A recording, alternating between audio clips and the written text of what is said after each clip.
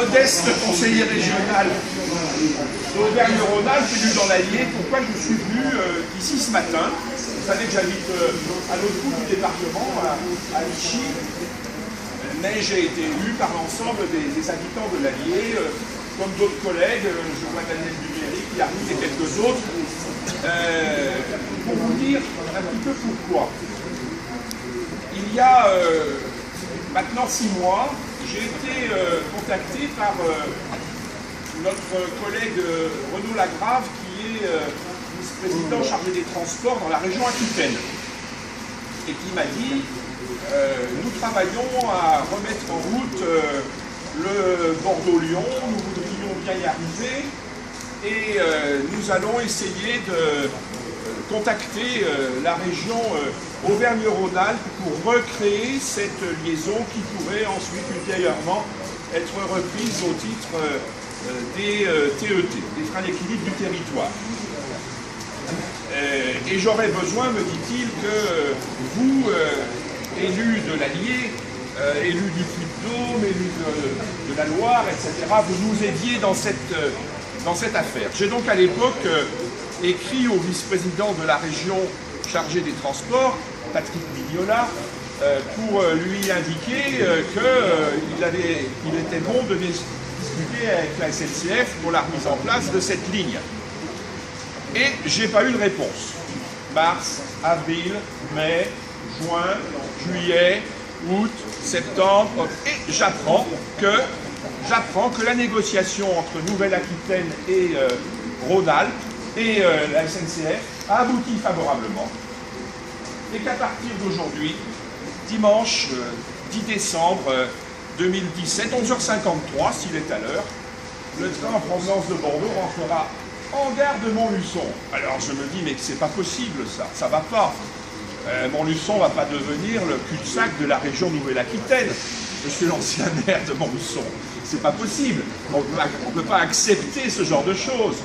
Et donc, j'ai pris l'initiative, pas plus tard que hier ou avant-hier, de renvoyer une lettre un peu plus circonstanciée, on va dire, au président Vauquier, certes très occupé aujourd'hui, mais la vie continue, en lui disant qu'il était urgent de reprendre des discussions avec SNCF pour faire qu'à l'instar de la région voisine, nous puissions aller aussi de Bordeaux à Lyon. C'est quand même assez utile.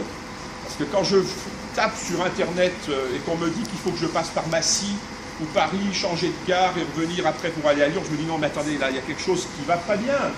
Et ça ne va pas non plus parce que, et Daniel Duméry doit s'en rappeler comme moi, du temps de l'ancienne région Rhône-Alpes, on avait mis dans le plan rail 33 millions d'euros sur cette ligne.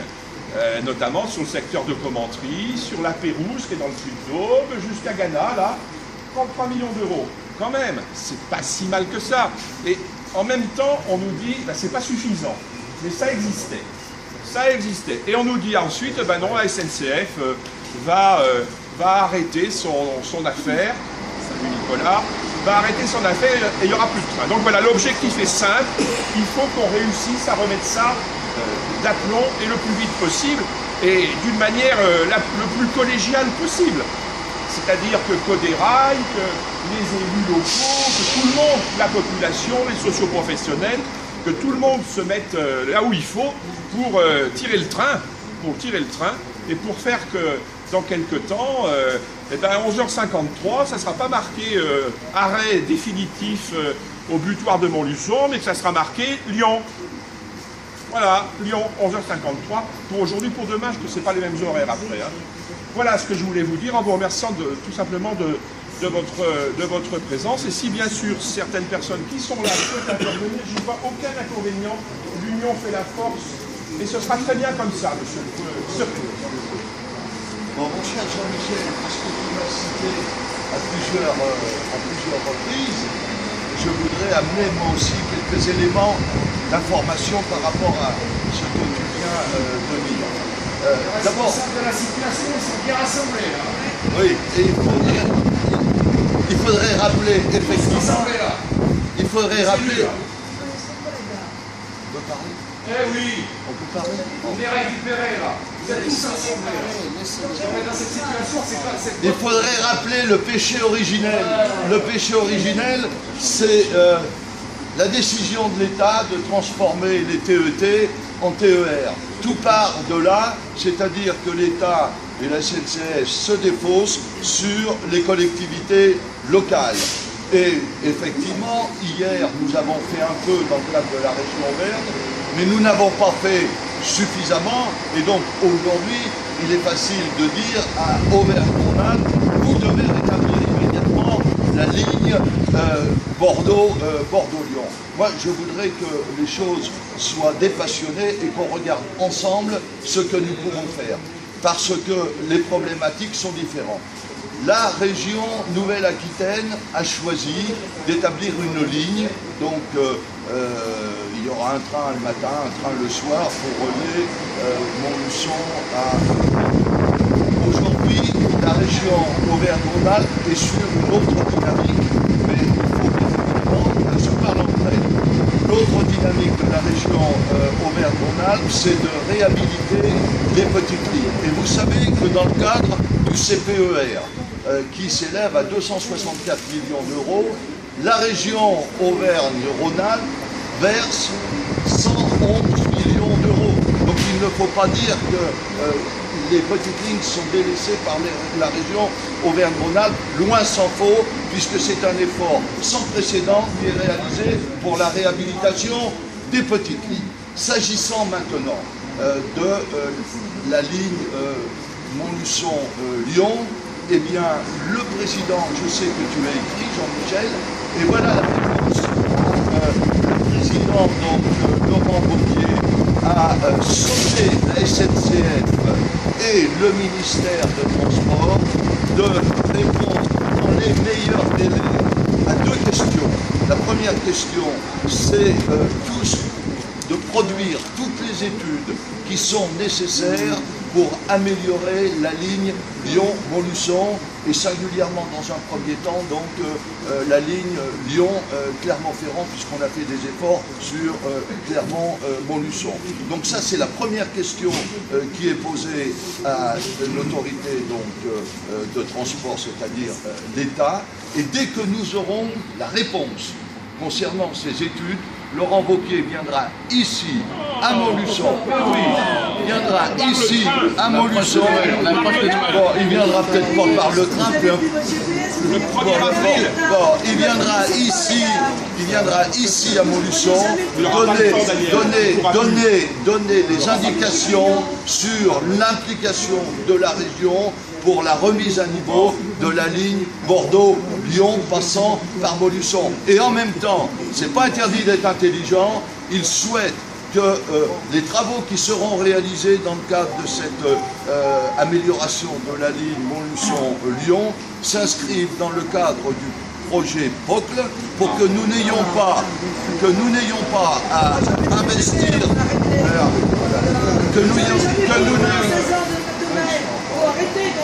arrêtez. Car nous ne pourrons pas, bien évidemment, investir deux fois pour la même chose. Et donc il faut se tourner résolument vers l'avenir, faire les travaux nécessaires pour aujourd'hui, mais en même temps anticiper donc ce qui se produira dans quelques années. Voilà ce que je peux répondre. La question aujourd'hui est posée à l'État et à la SNCF, mais c'est plus particulièrement l'État qui doit apporter les réponses adaptées pour que cette ligne puisse enfin revivre. C'est mon vœu le plus cher, comme celui de Fédérail et celui bien évidemment des élus régionaux. Voilà. C'est très bien parce que ça prouve que nos grands anciens...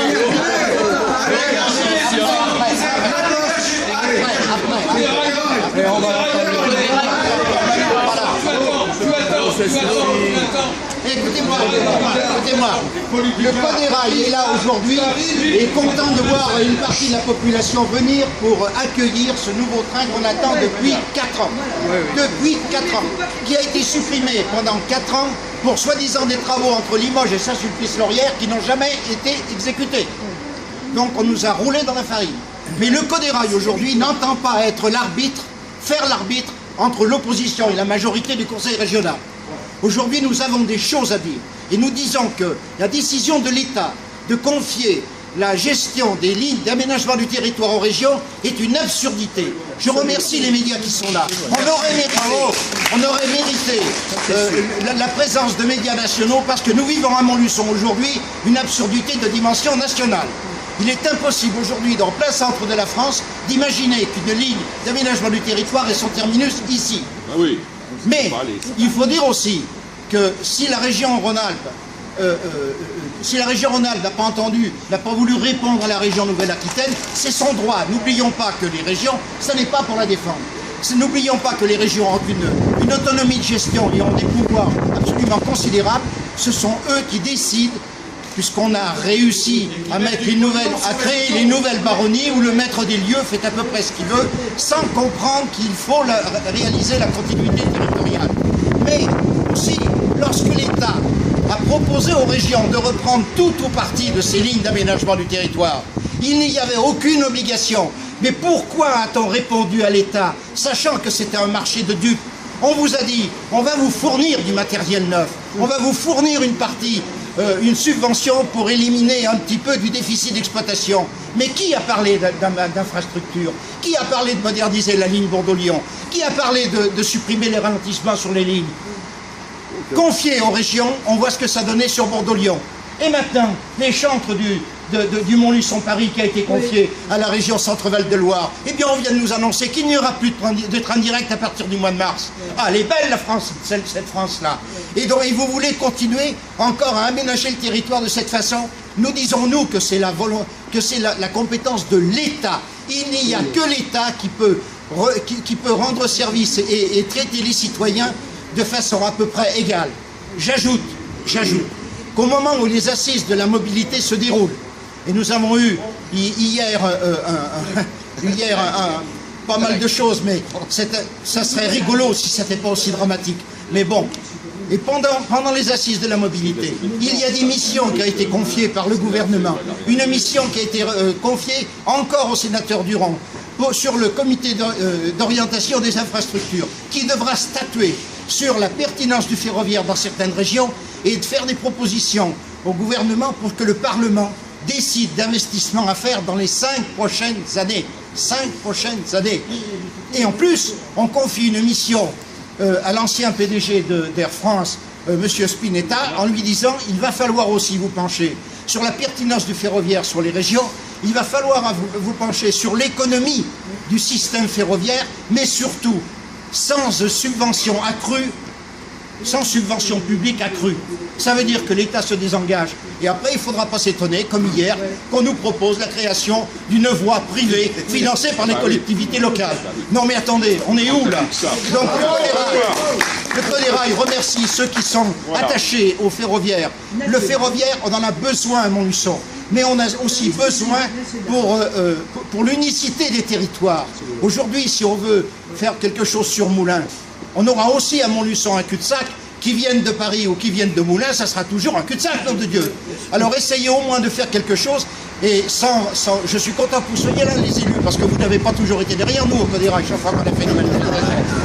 Mais quand même, je dois vous dire que ça n'est pas de la démagogie. Non, mais si tu veux, je te ferai un cours de démagogie, tu verras ce que ça donne. Mais je voudrais vous dire aussi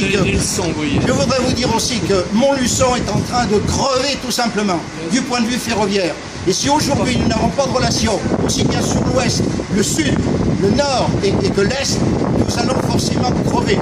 J'ajoute qu'il y a des restrictions, qu'il y a des réorganisations qui sont en cours, notamment à la SNCF, qui elle ne perd pas de vue qu'il faut encore, en fonction du désengagement de l'État, arriver à ce qu'on arrive à un réseau complètement exsangue, un réseau complètement vidé de sa substance.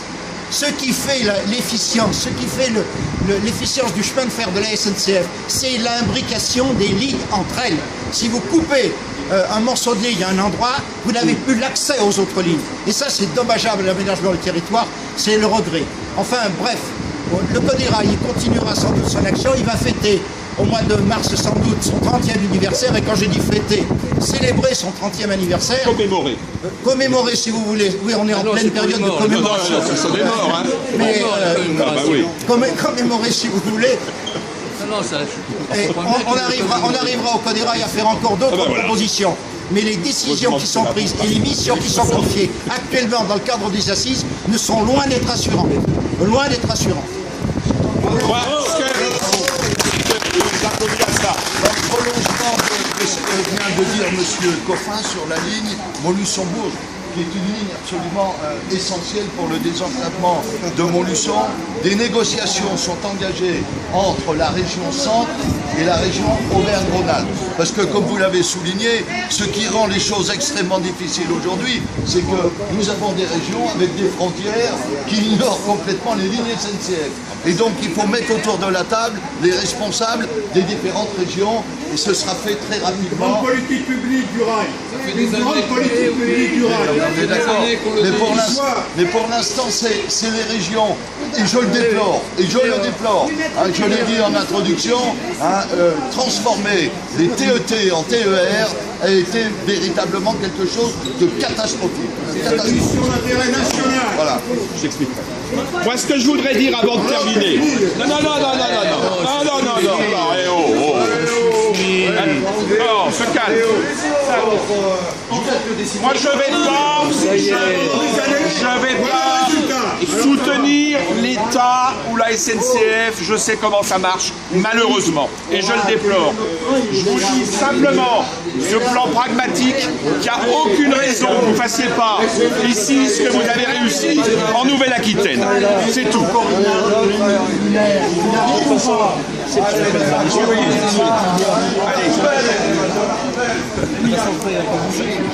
Allez.